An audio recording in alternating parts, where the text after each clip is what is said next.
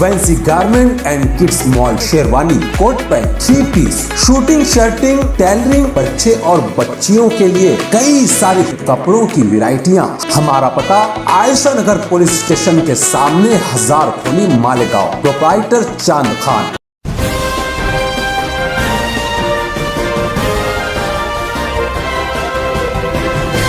मानव समाचार, मानवता के हक में त्याच्याविषयी जे आंदोलन उभारण्यात आलं त्याला सगळे गावकरी हजर होते आणि आमच्या शब्दाला मान देऊन आयुक्त साहेब आले आणि त्यांनी सगळ्यांच्या मांडण्या आम्ही ज्या मांडलेल्या होत्या त्या ऐकून घेतल्या आणि तोंडी आश्वासनही दिलं आहे आम्हाला की रस्ता उद्या परवापासून आम्ही व्यवस्थित चालू करू, काम पूर्ण करू। त्याबद्दल त्यांचे आम्ही आभारी आहोत आणि पोलीस प्रशासनही इथं हजर झालं त्याच्याबद्दल आम्ही त्यांचेही आभार मानतो। आता तात्पुरतं रिपेअरिंगचं काम होऊन आणि तुरंत त्या DPRचं कसं वर्क होणार त्याच्यामध्ये काम होतं ना। तात्पुरती रिपेअरिंग म्हणजे नक्की काय होईल मॅडम बघा आता कसं आहे, रस्ता आहे बरोबर आहे, ज्या पद्धतीने जिथे जिथे परिस्थिती असेल त्याप्रमाणे ऐका ना।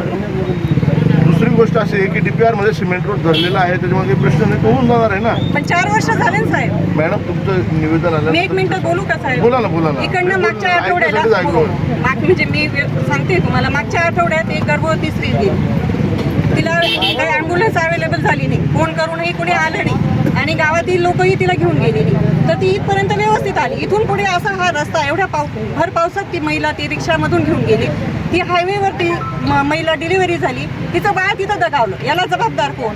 आणि आमच्या गावात काही सगळेच काही क्लास 1 अधिकारी नाही आहे, मोलमजुरी करून जगणारे लोक आहे, तर त्यांचा आता घरातला एखादा कर्ता पुरुष तो पडला, त्याचा हात मोडला, तो एका जागेवर किंवा पाय मोडला, एका जागेवर बसला, तर त्याचं घर कसं धकेल?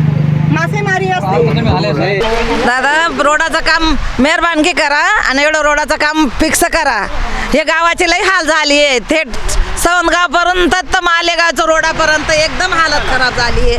आता हे रिक्षामध्ये 3 बायका आहेत, गर्भधर आहेत, त्यांना दवाखान्यात नेत आहे आम्ही, तर त्या बायकांची लई हालत बेकार झालेली आहे। या रोडाने ते एकदम परेशान केलं आहे, तेवढं तुम्ही मेहरबानगी करा, हात जोडून विनंती करून आणि तुम्ही हे रोडाचं काम पहिलं करा।